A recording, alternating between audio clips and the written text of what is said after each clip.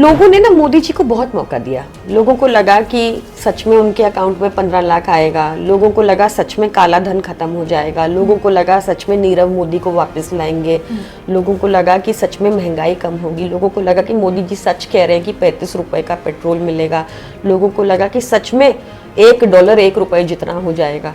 पर मोदी जी हर फ्रंट पे फेल हो गए।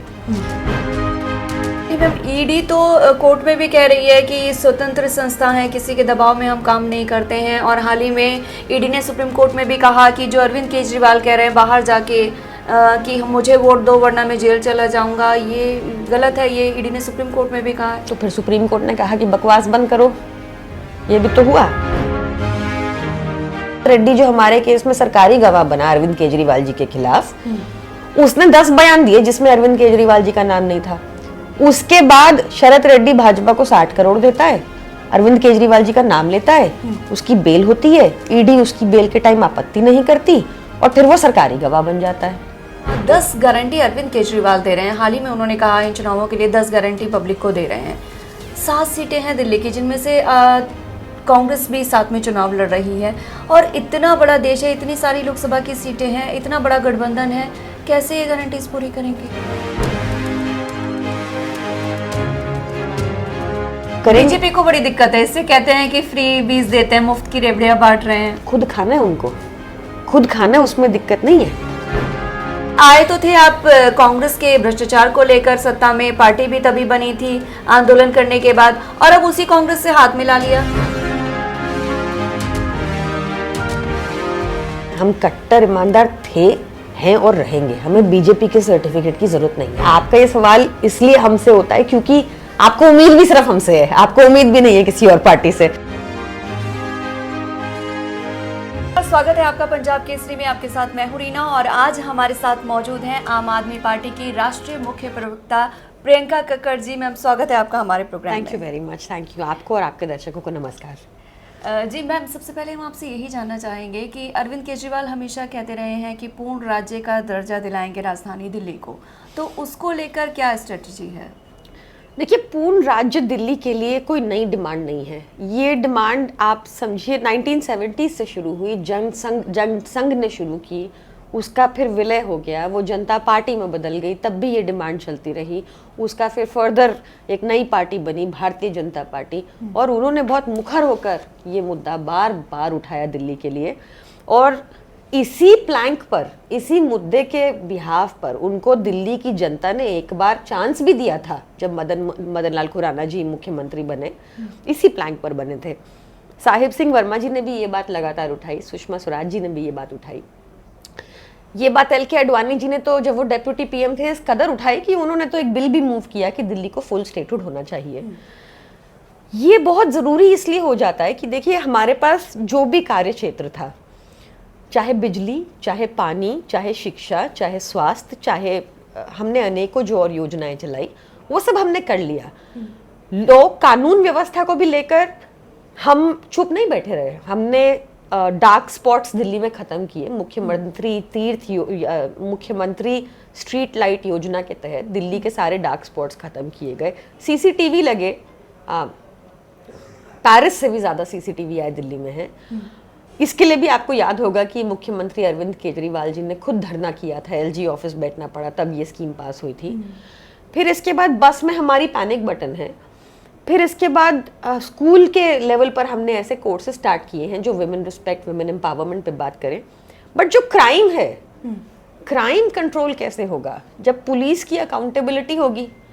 अब पुलिस की अकाउंटेबिलिटी दिल्ली में दिल्ली वालों के प्रति होनी चाहिए, दिल्ली के मुख्यमंत्री के प्रति होनी चाहिए, पर नहीं, वो LG के अधीन आती है, केंद्र सरकार के अधीन आती है।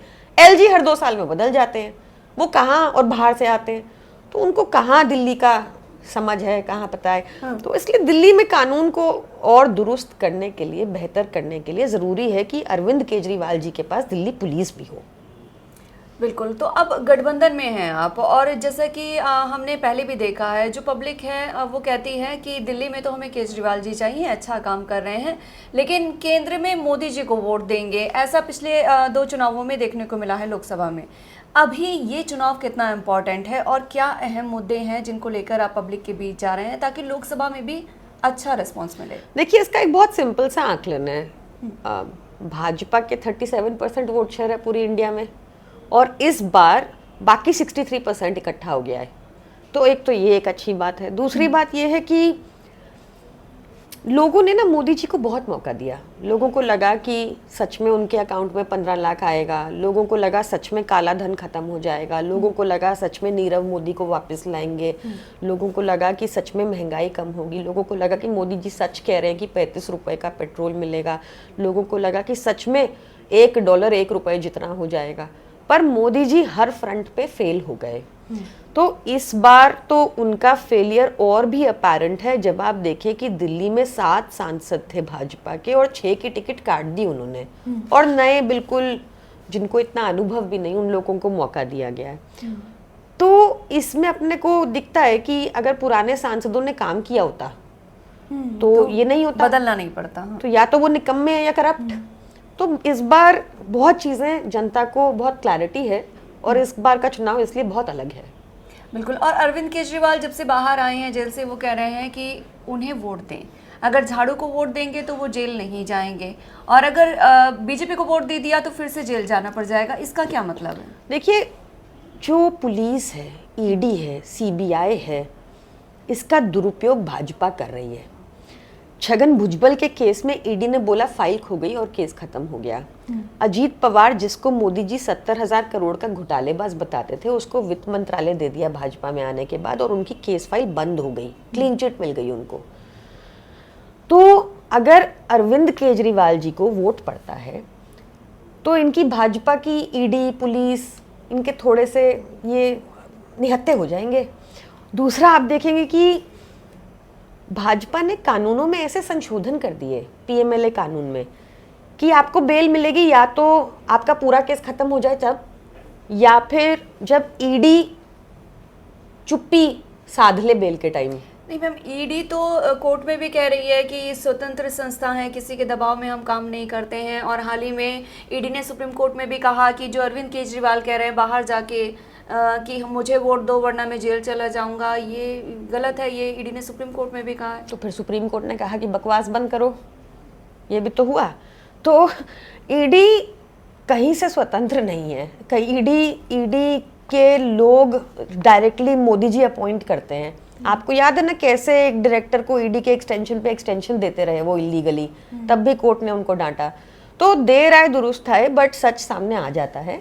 और जो ईडी का दुरुपयोग इस सरकार ने किया है भाजपा ने, वो अनपैरेलल्ड है। मतलब उगाही के लिए ईडी को यूज किया। शरत रेड्डी जो हमारे केस में सरकारी गवाह बना अरविंद केजरीवाल जी के खिलाफ, उसने 10 बयान दिए जिसमें अरविंद केजरीवाल जी का नाम नहीं था। उसके बाद शरत रेड्डी भाजपा को 60 करोड़ देता है, अरविंद केजरीवाल जी का नाम लेता है, उसकी बेल होती है, ईडी उसकी बेल के टाइम आपत्ति नहीं करती, और फिर वो सरकारी गवाह बन जाता है। तो ये तो अब जनता समझ ही रही है ना खेल क्या चल रहा है। और अरविंद केजरीवाल जी, आम आदमी पार्टी इस तरह के भी आरोप लगाती रही है कि अगर यहाँ पे हम हार गए तो हमारे जो विकास के काम हैं वो रुकवा देंगे। ये कैसे मुमकिन है?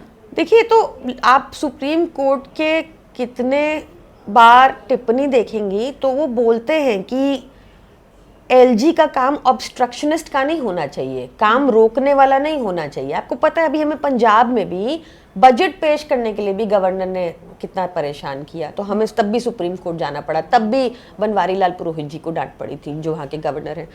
तो ये अब तो रिजाइन कर गए, बट तो ये लगातार जो दुरुपयोग हो रहा है एजेंसीज का, आपने वो मुद्दा देखिए ना, कैसे चंडीगढ़ मेयर इलेक्शन में चोरी करके जीते, कैसे सूरत में इन्होंने 16 प्रत्याशियों को बिठा दिया। ये सरकार डरी हुई डरपोक सरकार है। इनको किसी भी तरह इस बार रोकना है, क्योंकि इन्होंने जनता के मुद्दों पे कोई काम नहीं किया। बेरोजगारी बिल्कुल, हमारी कंट्री ने इतनी बेरोजगारी कभी नहीं देखी, 45 ईयर का रिकॉर्ड तोड़ दिया। हमारे देश ने कभी इतनी महंगाई नहीं देखी, हमारे देश ने कभी डॉलर का रेट 85 नहीं देखा। ये सब शर्मिंदा करने वाली बातें हैं, और इस बार जनता जवाब देगी। जी, जनता जवाब देगी, ये 4 जून को पता चलेगा। लेकिन मैम, 10 गारंटी अरविंद केजरीवाल दे रहे हैं। हाल ही में उन्होंने कहा इन चुनावों के लिए 10 गारंटी पब्लिक को दे रहे हैं। 7 सीटें हैं दिल्ली की, जिनमें से कांग्रेस भी साथ में चुनाव लड़ रही है। और इतना बड़ा देश है, इतनी सारी लोकसभा की सीटें हैं, इतना बड़ा गठबंधन है, कैसे ये गारंटीज पूरी करेंगे? हमारी गारंटी क्या है? हमारी गारंटी है अग्निवीर स्कीम को खत्म करना है, क्योंकि अग्निवीर स्कीम कह रही है कि 21 साल में एक नौजवान रिटायर हो जाएगा, मोदी जी प्रधानमंत्री बन सकते हैं 75 तक, पर नौजवान रिटायर हो जाएगा। हमारी ये गारंटी है, हम खत्म करेंगे। हमारी गारंटी है अच्छी शिक्षा की, अच्छे स्वास्थ्य की, ये तो हमने करके दिखाया है, हम तो कह सकते हैं हम करेंगे। हमारी गारंटी है फ्री बिजली की, जो हम हर हालत में करेंगे। आप सोचिए, एमपी को 4000 यूनिट फ्री मिलता है बिजली का, और आम जनता को इनको प्रॉब्लम है देने में। तो हम तो ये करेंगे, हम कर चुके हैं, हम करके दिखाएंगे। हम फ्री पानी करके दिखाया, करके दिखाएंगे। हमने तो वही बातें जो हमने कर दी हैं वो हम करेंगे। बीजेपी को बड़ी दिक्कत है इससे, कहते हैं कि फ्री बीज देते हैं, मुफ्त की रेवड़ियां बांट रहे हैं। खुद खाना है उनको, खुद खाना है, उसमें दिक्कत नहीं है। भाजपा में सारे स्टेट उनके लॉसेस में हैं। देश के ऊपर 200 लाख करोड़ के कर्जे में चढ़ा दिया है भाजपा ने। इससे दिक्कत नहीं है उनको। दिक्कत किस मॉडल से है? अरविंद केजरीवाल के मॉडल में, जहां बजट सरप्लस का है, लोगों को सुविधाएं मिलती हैं। इससे दिक्कत है भाजपा को। लोगों का पैसा लोगों के लिए होना चाहिए कि नहीं? सारे विकसित देश होते हैं, लोगों का पैसा लोगों के लिए है। उनकी जेब, वो अपनी जेब भर रहे हैं और बाहर से लोन ले रहे हैं। ये हालत है भाजपा की। इसके अलावा बात करें भ्रष्टाचार को लेकर, आपकी पार्टी जो है भ्रष्टाचार का ऐसा मुद्दा है जिसको लेकर बनी और सत्ता में भी आई। उसके बाद बीजेपी ये आरोप लगाती रही है कि आए तो थे आप कांग्रेस के भ्रष्टाचार को लेकर सत्ता में, पार्टी भी तभी बनी थी आंदोलन करने के बाद, और अब उसी कांग्रेस से हाथ मिला लिया। तो 10 साल में मोदी जी सो रहे थे जो उनको पकड़े नहीं, वो सारे भ्रष्टाचारियों को। उनको हम ही दिख रहे हैं। जब हमारे से 1 रुपए की चवन्नी की रिकवरी नहीं हुई, उसके बाद कानूनों में संशोधन कर दिए ताकि किसी भी तरीके अरविंद केजरीवाल जी को जेल में रखा जाए। कानूनों में संशोधन कर दिए कि आप कोई भी आवाज उठाता है, पत्रकार हो, आप आवाज उठा लीजिए, आपके यहाँ ईडी पहुंच जाएगी। ये तो हमने देखा कितने पत्रकारों के साथ हुआ। आप कोई वकील है, उसने आवाज उठाई, ईडी पहुंच गई। यही किया इन्होंने, नकारात्मक राजनीति की है और इवेंट मैनेजमेंट किए हैं। इन्होंने काम कोई नहीं किए। वो तो आंकड़ों से पता चल ही रहा है, क्राइम बढ़ गया। ब्रजभूषण जनता पार्टी का सारे भ्रष्टाचारी, सारे दुराचारी इनकी पार्टी में, जितना बड़ा भ्रष्टाचारी उतना बड़ा पदाधिकारी। कैसे ये भ्रष्टाचार पे बात कर रहे हैं जब अजीत पवार को इन्होंने क्लीन चिट दे दी अपनी पार्टी में लाने के बाद, जिनके ऊपर 70,000 करोड़ का आरोप था। हाँ, बीजेपी को एक वॉशिंग मशीन कहा जाता है विपक्ष की तरफ से, और इस बार तो आपकी पार्टी की तरफ से कहा भी जा रहा है कि इस वॉशिंग मशीन को हम तोड़ेंगे। कैसे तोड़ेंगे? देखिए, हम हमेशा से ही भ्रष्टाचार के खिलाफ रहे हैं। 0 टॉलरेंस टूवर्ड्स भ्रष्टाचार है। हम कट्टर ईमानदार थे, हैं और रहेंगे। हमें बीजेपी के सर्टिफिकेट की जरूरत नहीं है। हम लोग पैसा बनाने के लिए राजनीति में नहीं आए, या हमने कोई अपराध नहीं किए कि राजनीतिक संरक्षण चाहिए हो हमें, जैसे भाजपा के कैंडिडेट्स में होता है, भाजपा के लोगों में होता है। तो जो भ्रष्टाचारी है उसकी जगह जेल में है। आज क्या हो रहा है कि ईमानदार लोगों को जेल में डाला जा रहा है, क्योंकि हम लोग कंप्लाई नहीं कर रहे, हम लोग टूट नहीं रहे, हम लोग डर नहीं रहे। हाँ, ऑपरेशन लोटस हमारे अगेंस्ट फेल हो जाता है, तो ये हमें बस किसी भी तरीके हमारी आवाज़ दबाना चाहते हैं। बस चाहते हैं हर जगह मोदी जी दिखे और कोई विपक्ष ना दिखे। देखिए, 1000 रुपये जो महिला सम्मान देने की बात की जा रही है, उसको कैसे, कब लागू किया जाएगा अगर गठबंधन की सरकार बनती है, सत्ता में आते हैं तो? देखिए, हम जो भी कहते हैं वो करते हैं। हम इनफैक्ट अंडर प्रॉमिस करके ओवर डिलीवर करते हैं। हमने फ्री बिजली कहा, हमने फ्री बिजली दी। हमने फ्री पानी कहा, हमने फ्री पानी दिया। हमने नहीं कहा था कि हम बुजुर्गों को तीर्थ यात्रा मुफ्त देंगे, पर अरविंद केजरीवाल जी ने वो भी किया। हमने अच्छी शिक्षा, अच्छा स्वास्थ्य, मुफ्त दवाइयाँ, ये सब करके दिखाया है। और हमने खाली दिल्ली में नहीं, पंजाब में भी आने के बाद हमने ये मॉडल अडॉप्ट किया। तो हम लोग अब ये 1000 रुपये प्रति महीना भी देंगे। आपका ये सवाल इसलिए हमसे होता है क्योंकि आपको उम्मीद भी सिर्फ हमसे है, आपको उम्मीद भी नहीं है किसी और पार्टी से। तो ये अच्छी बात है हमारे लिए। निश्चित तौर पर अरविंद केजरीवाल जी ने कहा है, तो इसका जल्द ही स्टार्ट भी हो जाएगा। चलिए, अच्छा, इलेक्टोरल बॉन्ड की हम बात कर लेते हैं। कितना बड़ा मुद्दा है? क्या इसका बीजेपी को कोई नुकसान होने वाला है, लगता है आपको? देखिए, ये तो क्लियर हो ही गया है कि बीजेपी एक असंवैधानिक स्कीम लेकर आई, और ये डाटा सार्वजनिक करने के लिए उसने बहुत सारी अड़चने सुप्रीम कोर्ट के आगे भी डाली। बट सुप्रीम कोर्ट ने भी पूरा इसको फॉलो किया। We are very grateful to the supreme court, और लोगों के आगे उजागर किया कि कैसे धंधे के बदले चंदा लिया भाजपा ने। उन्होंने नहीं सोचा कि देश के लिए क्या अच्छा है, सिटीजन्स के लिए क्या अच्छा है। उन्होंने खाली ये सोचा कि हमारी जेब के लिए क्या अच्छा है। तो निश्चित तौर पर लोगों ने देखा, और शरद रेड्डी का एग्जाम्पल तो बहुत ही क्लियर है। उसने अपने अरेस्ट के बाद 60 करोड़ भाजपा को दिए, उसके बाद उसने बयानबाजी की अरविंद केजरीवाल जी के खिलाफ, उसके बाद उसकी बेल होती है, उसके बाद वो सरकारी गवाह बनता है। और अमित शाह जी का आंसर क्या था इस पे, जब उनसे शरद रेड्डी पे पूछा गया, आप जैसे निडर पत्रकारों ने पूछा, तो बोले कि हाँ गलत है, उनको पैसा नहीं देना चाहिए था। ये कोई आंसर है? तो उनकी चोरी पकड़ी गई है इलेक्टोरल बॉन्ड के जरिए और लोगों को समझ आ रहा है। अरे अच्छा, अगर हम बात करें लोकसभा के चुनाव की, स्पेशली दिल्ली में आम आदमी पार्टी है सत्ता में पिछले काफ़ी वक्त से, लेकिन लोकसभा में कुछ नहीं है। 7 सीटें दिल्ली की हैं। इस बार आप लोग उम्मीद कर रहे हैं कि 7 सीटें कांग्रेस और आम आदमी पार्टी मिलकर निकालेगी। इसके अलावा पंजाब में भी काफ़ी अच्छा जनाधार देखने को मिल रहा है, वहाँ हो सकता है। हरियाणा में क्या हो सकता है? कुल मिलाकर अरविंद केजरीवाल के स्पेशली बाहर आने के बाद क्या उम्मीद रखती हैं? देखिए, हरियाणा में इनको 10/10 मिली थी भाजपा को। आज हालत ये है कि इनको नवीन जिंदल, जिसको ये बहुत महाकरप्ट बोलते थे, इनको लेना पड़ा। अपने बेचारे इनके जो वॉलंटियर हैं वो तो दरी बिछाते रह गए और ये ले आए जिनको ये करप्ट बोल रहे थे। यानी कि हालत खराब है। 60 गांव ऐसे हैं हरियाणा के जिन्होंने कहा कि तुमने हमें दिल्ली कूच नहीं करने दिया था, अब तुम हमारे गांव में नहीं आ सकते। किसान नाराज हैं। हालत खराब है। यानी कि इस बार तो आएगा इनका खराब रिजल्ट। तो वहाँ इनकी डाउन हो रही है। बिहार में 39/40 थी।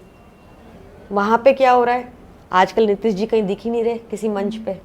कुछ तो गड़बड़ है, वहाँ भी हालत खराब है, तो वहाँ भी अपने रिजल्ट आएगा। पंजाब में क्या हुआ? इन्होंने 7 में से 6 लोग बदल दिए। पंजाब के लिए, सॉरी, दिल्ली। 7 में 6 लोग बदल दिए। 6 लोग बदल दिए अपने सांसद, यानी कि या तो निकम्मे थे या करप्ट, तभी बदले। हालत खराब है। पंजाब में क्या हुआ? 13 में से 2 अकाली की थी, 2 भाजपा की थी। आज अकाली और भाजपा एक दूसरे को गाली दे रहे हैं। बीजेपी की हालत खराब है। क्या होगा? तो ये जो मैं आपको बहुत सारे साउथ स्टेट्स की भी बात कर सकते हैं, पर मैं आपको दिखा रही हूँ कि ये कहाँ से लाएंगे 400 पार? पाकिस्तान से। यहाँ तो आ नहीं रहे। दिल्ली के लोगों को ये पाकिस्तानी बुलाते हैं। इनको बात, इनका ये थोड़ा मानसूलिक संतुलन हिल गया है। अब ये इनको जनता जवाब देगी। इनके इतने ऊल जुलूल बयान हैं, मंगलसूत्र की सेफ्टी करेंगे ये, अभी इनको जनता जवाब देगी। चलिए, जनता जवाब देगी और जनता का जवाब मिलेगा 4 जून को। फिलहाल सबके अपने अपने दावे हैं, अपने अपने वादे हैं। बीजेपी 400 पार का नारा लगा रही है और यहाँ आम आदमी पार्टी गठबंधन कह रहा है कि 300 पार होगा। और अगर ऐसा होता है, क्योंकि 272 273 सीटें चाहिए और सब उसके पार ही जा रहे हैं, क्या होगा 4 जून को पता चल पाएगा। मैम, बहुत बहुत शुक्रिया आपका बातचीत के लिए। Thank you. फिलहाल के लिए इतना ही। आप देखते रहिए पंजाब केसरी। हमसे जुड़े रहने के लिए हमारे YouTube चैनल को सब्सक्राइब करें और नई वीडियो की नोटिफिकेशन के लिए बेल आइकॉन को दबाएं